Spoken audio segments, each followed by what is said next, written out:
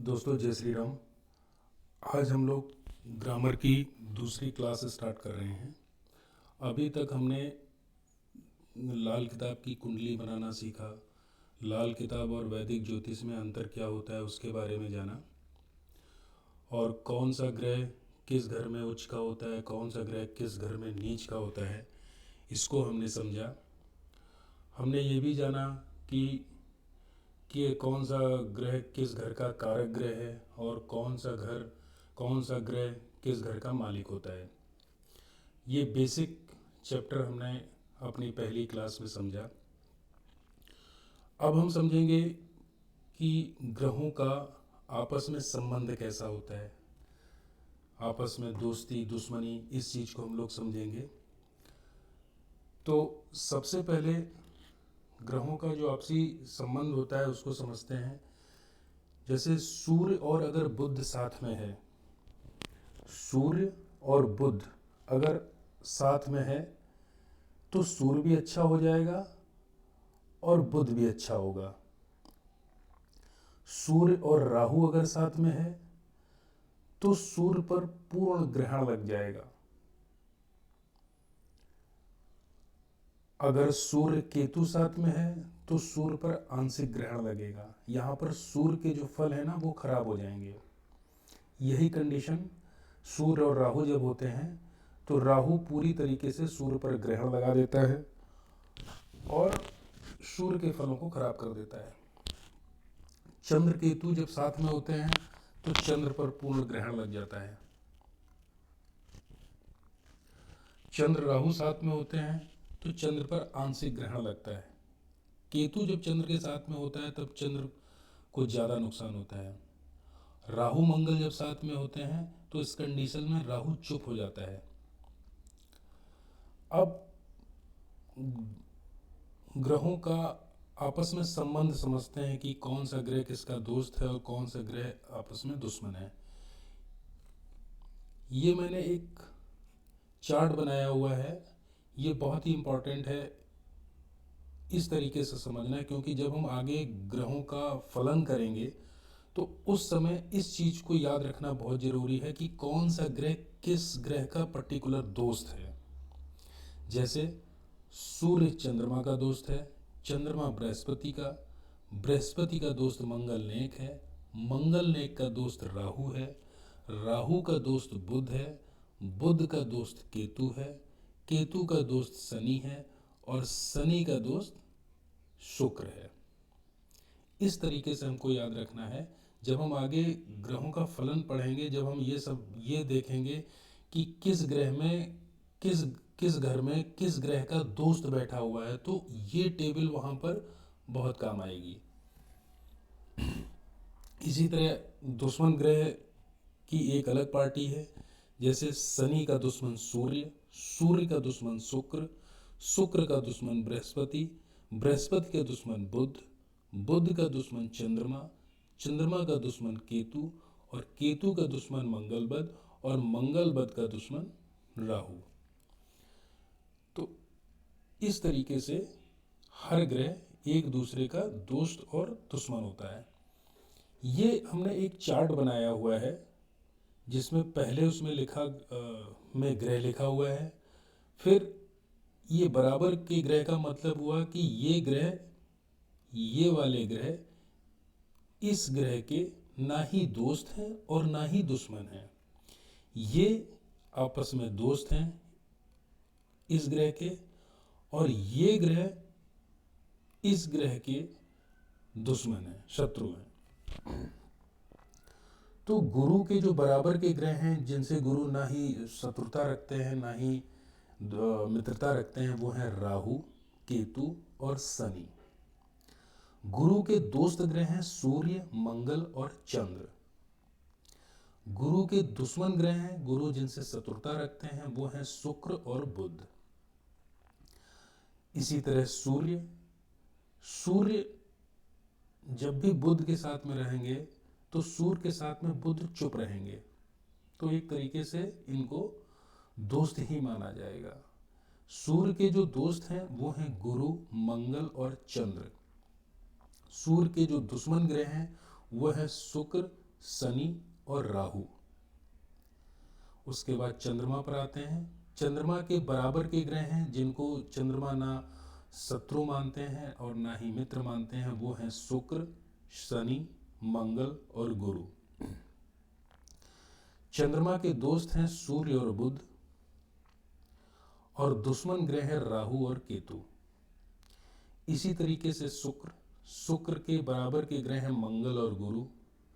दोस्त ग्रह हैं शुक्र के शनि, बुध और केतु, और इनके दुश्मन ग्रह हैं सूर्य, चंद्रमा और राहु। मंगल के बराबर के ग्रह हैं शुक्र, शनि, और मंगल के साथ में राहु हमेशा चुप रहता है। इनके मंगल के दोस्त ग्रह हैं सूर्य, चंद्र और गुरु। मंगल बुध और केतु से दुश्मनी रखता है। बुध के बराबर के ग्रह हैं शनि, केतु, मंगल और गुरु। बुध के दोस्त ग्रह हैं सूर्य, शुक्र और राहु, और बुध चंद्रमा से दुश्मनी रखता है। जबकि यहां देखिए चंद्रमा, इस चीज का बहुत ध्यान देने की जरूरत है। यहां पर चंद्रमा बुध से दुश्मनी नहीं रखता, चंद्रमा बुध का दोस्त है। चंद्रमा बुध को अपना दोस्त मानता है, लेकिन बुध चंद्रमा को अपना शत्रु मानता है। इस चीज को हमेशा आगे याद रखेंगे जब हम लोग फलन करेंगे। इसी तरह शनि के बराबर के जो ग्रह हैं वो है केतु और गुरु। इनसे शनि ना मित्रता रखते हैं ना ही दुश्मनी रखते हैं। शनि के मित्र ग्रह हैं बुध, शुक्र और राहु। शनि के दुश्मन ग्रह हैं सूर्य, चंद्र, मंगल। इसी तरह आप यहाँ मंगल को देखिए। मंगल शनि से दुश्मनी नहीं रखता है, लेकिन शनि मंगल से दुश्मनी रखता है। इस पॉइंट को ध्यान देने वाला है। इसी तरह राहु के बराबर के ग्रह हैं बृहस्पति, चंद्र को ये आंशिक ग्रहण लगाते हैं। और शनि के जो दोस्त हैं वो हैं बुध, शुक्र और राहु।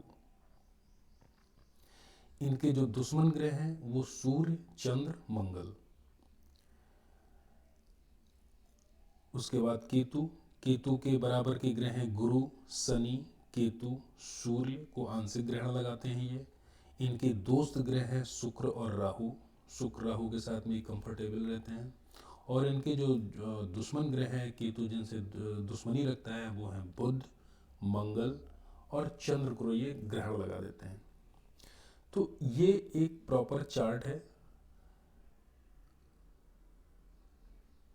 इसकी आप स्क्रीनशॉट भी ले सकते हैं और इसको इस तरीके से याद रखना बहुत जरूरी है। राहु के बारे में समझते हैं। राहु बुध से चलता है। कहने का मतलब ये हुआ कि कुंडली में जैसा बुध होगा वैसा ही राहु फल देगा, क्योंकि बुध है हमारी बुद्धि और राहु है हमारे विचार। तो हमारी बुद्धि जैसी होगी वैसे ही हमको विचार आएंगे। इसलिए राहु और बुध का आपसी संबंध होता है। राहु हमेशा तीसरे घर में और छठे घर में राहु अच्छा होता है। तीसरे घर के राहु को बोला जाता है बंदूकधारी, मतलब ऐसा व्यक्ति जो दूसरों की भी मदद करेगा और अपने परिवार की पूरी तरीके से अपने परिवार की मदद करेगा, अपने परिवार की सहायता करेगा। छठवें का राहु जो होता है वो बहुत ही रिसर्च करने वाला होता है। किसी भी काम में बहुत ही डीपली जाके उसकी नॉलेज लेना और उस पर विचार करना और उस पर अमल करना, ये छठे के राहु का काम होता है। और सिक्स्थ में अगर राहु हो तो ऐसे व्यक्ति की इंट्यूशन पावर बहुत अच्छी होती है। उसको आभास, हर चीज का आभास पहले से हो जाता है। तो 3 और 6 में राहु को अच्छा माना जाता है। चूंकि गुरु के ये मित्र नहीं है, तो गुरु के घर में 9वें और 12वें में ये नीच का माना जाता है। 9वें और 12वें में राहु अच्छे रिजल्ट नहीं देता। अगर बुध अच्छा तो राहु अच्छा, ये मैंने आपको बता दिया भाई। अगर हमारी बुद्धि अच्छी होगी तो हमारे विचार भी अच्छे होंगे। अगर राहु किसी भी सूरत में नेगेटिव हो रहा हो तो बुध के उपाय करने से राहु अच्छा हो जाएगा। केतु पर आते हैं। गुरु के घरों में गुरु के घर जो है वो 9 और 12 हैं। यहाँ पर राहु को उच्च का केतु को उच्च का माना जाता है, क्योंकि केतु राहु के चेले माने जाते हैं। गुरु है ज्ञान और केतु है देने की नियत, इंटेंशन। भाई अगर आदमी के पास में ज्ञान होगा वो तभी वो बांट पाएगा, और ज्ञान हमेशा बांटने पर ही बढ़ता है। इसलिए केतु को गुरु के घर में उच्च का माना जाता है। बुध के घर हैं 3, 6, तीसरा घर और छठा घर। यहाँ पर केतु को नीच माना जाता है। नीच इसलिए माना जाता है क्योंकि तीसरा घर जो होता है वो मंगल का होता है और बुध का होता है। तो केतु की इन दोनों ग्रहों से शत्रुता है। तो केतु जब भी 3 में होता है तो व्यक्ति को चिड़चिड़ापन, गुस्सा, इस तरह की तकलीफें आती हैं। व्यक्ति को नसों में भी प्रॉब्लम हो सकती है, ब्लड से रिलेटेड प्रॉब्लम हो सकती है। तो केतु को तीसरे घर में खराब माना जाता है। छठे घर का जो केतु होता है ये व्यक्ति को उसके जननांगों में प्रॉब्लम करता है, उसकी वाइफ की सेहत को खराब कर सकता है। तो यहाँ पर भी केतु अच्छे रिजल्ट नहीं देता है। यहाँ पे भी केतु को नीच का माना जाता है। अब कहा गया है कि अगर गुरु अच्छा है तो केतु भी अच्छा होगा। स्वाभाविक सी बात है, अगर आपका गुरु अच्छा है तो चेला भी अच्छा होगा, चेला उसके गुरु के कहने पर चलेगा। तो गुरु जिस कंडीशन में होगा जन्म पत्री में, केतु भी उसी कंडीशन में हो जाएगा। केतु को गुरु का चेला कहा गया है। अगर केतु किसी भी सूरत में नेगेटिव हो रहा हो तो गुरु के उपाय से केतु को अच्छा किया जा सकता है। जैसे यहाँ पर कहा गया है कि केतु तीसरे घर में अच्छा नहीं होता है, तो यहाँ पर गुरु का उपाय मददगार होगा। आप चने की दाल को जल प्रवाह कर सकते हैं, तो यहाँ पर केतु अच्छा हो जाएगा। या केतु है हमारे कान, अगर हम कानों में सोना पहन लें, कानों में बालियां पहन लें, तो केतु के शुभ परिणाम मिलना स्टार्ट हो जाएंगे। अब ग्रहों का संबंध होता है हमारे शरीर के अलग अलग पार्ट से। जैसे मंगल का संबंध होता है हमारे लीवर से। अगर हमारा मंगल वीक है तो हमारे लीवर को प्रॉब्लम करेगा। अगर किसी व्यक्ति का लीवर खराब हो रहा हो तो मंगल की स्थिति देख सकते हैं। लीवर, मंगल का संबंध खून से भी होता है। चंद्रमा का संबंध हमारे हार्ट से होता है, दिल से होता है। बुध का संबंध हमारे दिमाग से है और जबान से है। शनि हमारी नजर है, पलकों के बाल या सर के बाल, या हम किसको किस नियत से देखते हैं, ये शनि है। राहु हमारा सर है, केतु धड़ है। गुरु हमारी गर्दन है, शुक्र हमारी स्किन, त्वचा है हमारी, और सूर्य हमारी आत्मा है।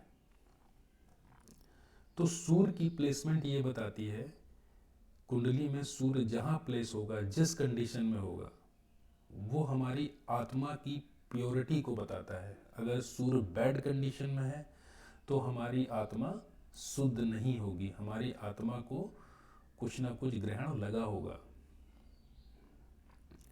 चेहरे से भी ग्रहों का संबंध होता है। जैसे बृहस्पति का जो संबंध होता है वो हमारी नाक और माथा से होता है।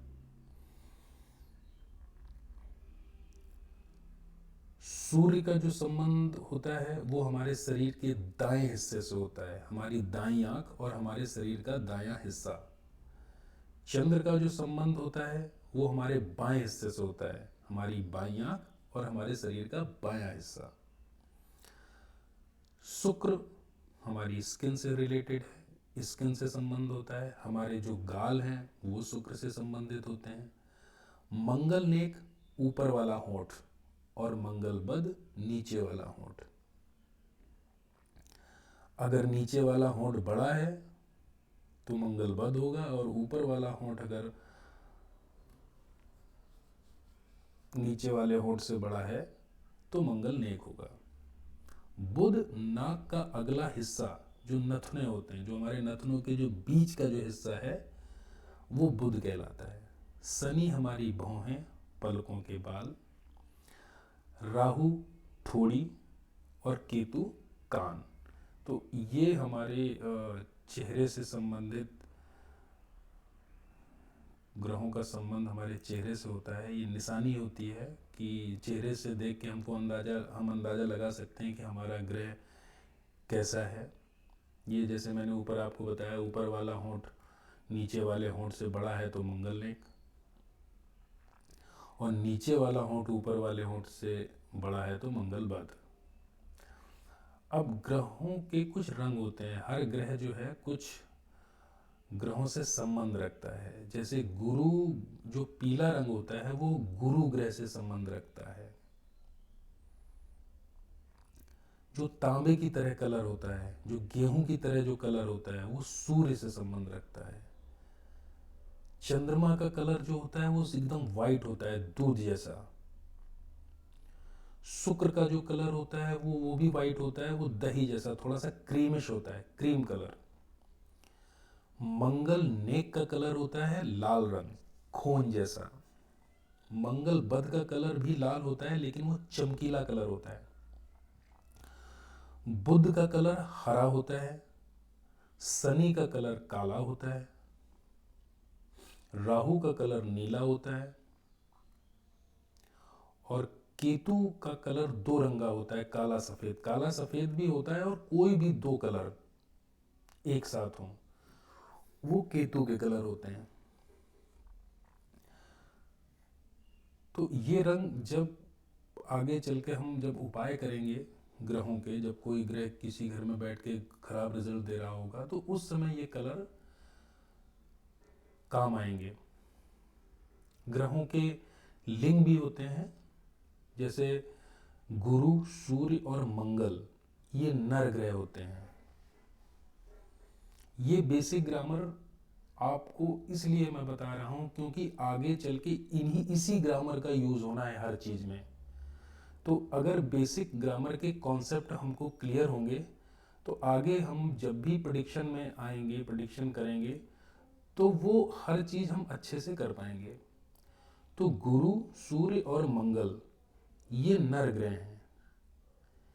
स्त्री ग्रह सिर्फ दो ही हैं, शुक्र, इनको लक्ष्मी माता और हमारी पत्नी, शुक्र ग्रह से दो चीज देखा जाता है। चंद्रमा माँ को डिनोट करती है, माँ का संबंध चंद्रमा से होता है। तो स्त्री ग्रह ये दोनों हैं, शुक्र और चंद्रमा। पापी ग्रह राहु, केतु और शनि को माना गया है। बुध के बारे में समझते हैं। बुध जिसके साथ होगा उसके जैसा हो जाएगा। बुध का एक कोई अपना इंडिविजुअल नेचर नहीं होता है। वो जिस ग्रह के साथ में बैठा होगा वो उसी जैसा हो जाएगा। अगर वो नर ग्रह के साथ में बैठा होगा तो नर ग्रह जैसे रिजल्ट देगा, स्त्री ग्रह के साथ में बैठा होगा तो स्त्री ग्रह जैसे रिजल्ट देगा। और अगर पापी ग्रहों के साथ में हुआ तो बुध बहुत नेगेटिव हो जाएगा। जो मंगल नेक है वो शहद है, हमको बीमारी से बचाता है। जैसे शहद के बहुत सारे फायदे होते हैं, तो मंगल जो नेक है वो शहद है, मंगल की वस्तु शहद है। और जो मंगल बध है वो जहर है, ये मारने का काम करता है।